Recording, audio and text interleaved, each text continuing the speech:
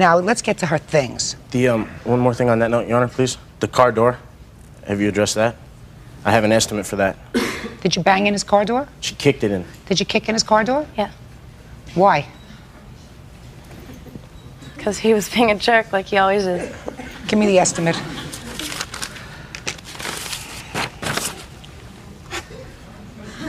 Your Honor, he's making me out to be the bad guy here, like I'm the abusive one. He's always abused me throughout the entire relationship, kicked in apartment doors, car doors, everything. Beat me a few times. That's not true. That is true. You are totally lying right now, and you know Then, it. Miss LaSavoy, listen to me. Yes, you have. Hey. A few times? Beat you? Even once? Then you were foolish for sticking around, and you were foolish to go over there 3:30 in the morning to try to get him back. Do you understand? You're right, and I'm gone Good. now. So, then it's a good lesson. All right, so what is this whole thing? Stall, labor, tint, glass, rear door handle. She did all this damage? Well, what's listed on there is not the damage. What they have to do when they do an invoice, they have to break it down for everything they have to do in order to fix it and give an actual time quote on how long that takes. She kicked in my door, so what they have to do is they have to break down the time. Which door? I have front door, rear door. Passenger, which would be the right front door. So what that breaks down is removing the moldings, removing the door handle, painting it says I have a prepping it. rear door here, rear upper window molding, rear door handle. What does that have to do with the front door? No, I think it's right. I think, what is right rear. I have right rear, right front. Looks like they fixed the whole side of a car, not just one door. Take a look. If I can look at it, I'll tell you. Sure.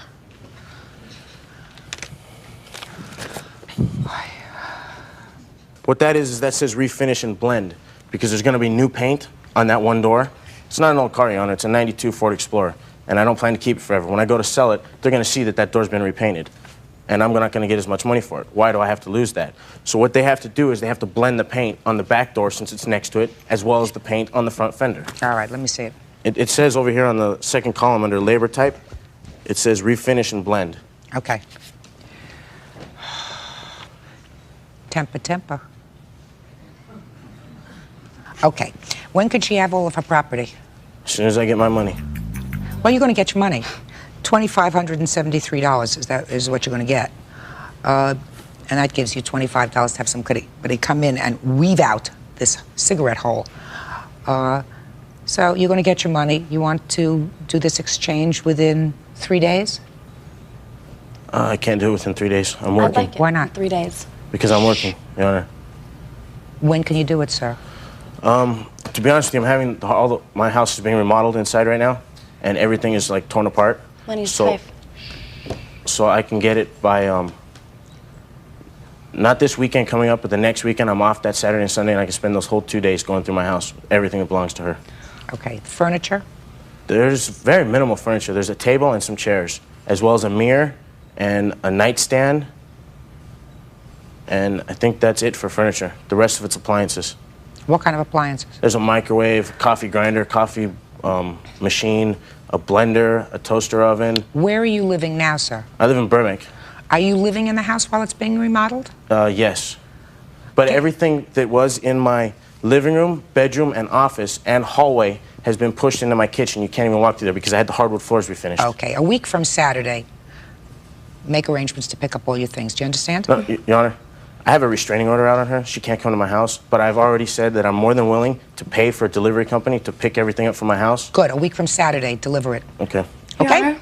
There, what? I would like to go up there with a cop so I can get my things because I don't trust him to give me all my things back.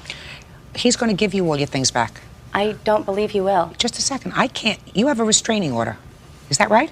He just said that there's a restraining order against you. Is that Can correct? I send one of my friends over there? No, he's going to sit. I don't want to create any more difficulty.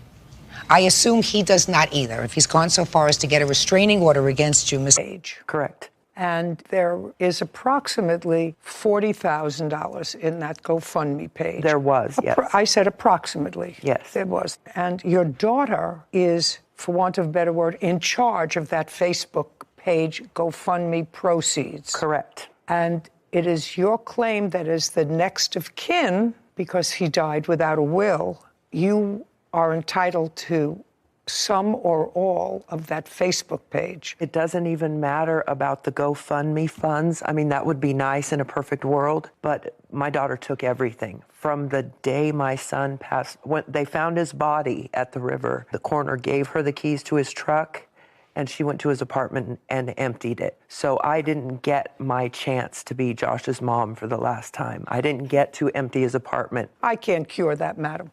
No. I can't cure that. No. And you can't put any sort of a value on anything that your daughter might have taken from that apartment because you don't know what was there. Correct. So I can't help you with that. In a perfect world, maybe she would have gone with you to the apartment, but she didn't. Correct. Based upon what I read, you were not there during the search for your son or the discovery of his body. Is that correct? I was at home. Okay. And your daughter was there? Yes, she was. And I assume that you were close to your brother? Absolutely close to my brother. Just curious, what prevented you? You were notified that your son was missing. What prevented you from going there? My daughter was at the house the day Josh went missing, and we had my car torn apart.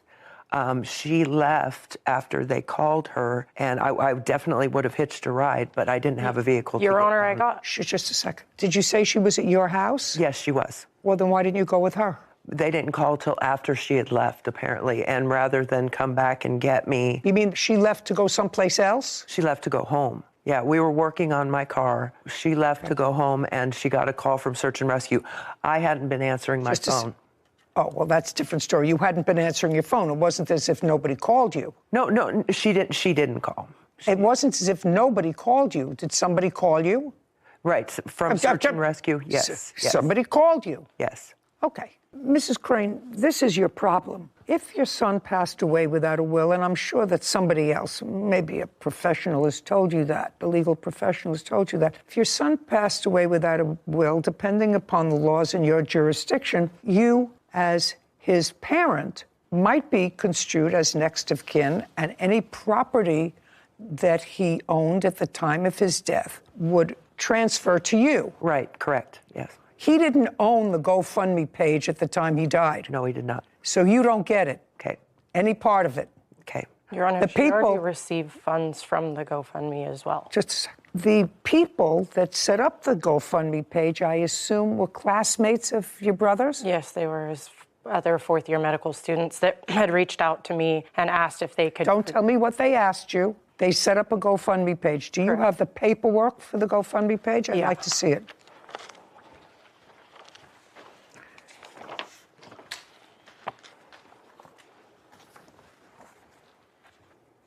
Okay, so they raised $39,287. Correct. Okay. Is there anything that is in writing that makes you either the beneficiary of... The organizer of Would you do me a favor, look it up? Underneath the photo. It does say that I am the beneficiary listed on there. Thank you. You're Jessica. I am. Okay. Is organizing this fundraiser on behalf of Jessica Crane. Mm-hmm. That's her. That has changed. Initially, it was for Joshua Crane, and with the legal Just show me. It's never been for... Show me, just a second. Mrs. Crane. Yes. It wouldn't make any difference, but I'm willing to look at something that originally it was on behalf of somebody else. The reason I'm here today is not because of the GoFundMe. Your Honor, that's exactly why she's here. It's the money. Shh. For my portion of my deceased son's GoFundMe account and personal items, including my son's guitars and his vehicle. Correct. Okay. Now you're not looking for his GoFundMe account. I never really was because I never knew the law on GoFundMe. I tried to find out and speak to someone about it and get legal advice, and I could never find anyone. Well, it's very easy. He didn't own this property while he was alive, so you have no title to it.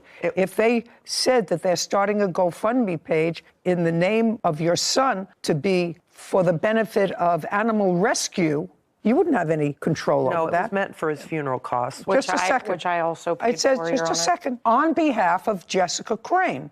Right. On behalf of Jessica Crane, just for my own curiosity, I'd like to know, your son was buried at some point? He was cremated. He was cremated. And I have the receipts. I paid for his obituary, his cremation. Okay, so what I'm asking you is, there were no serious funeral costs. I got everything nothing donated on my substantial. funeral.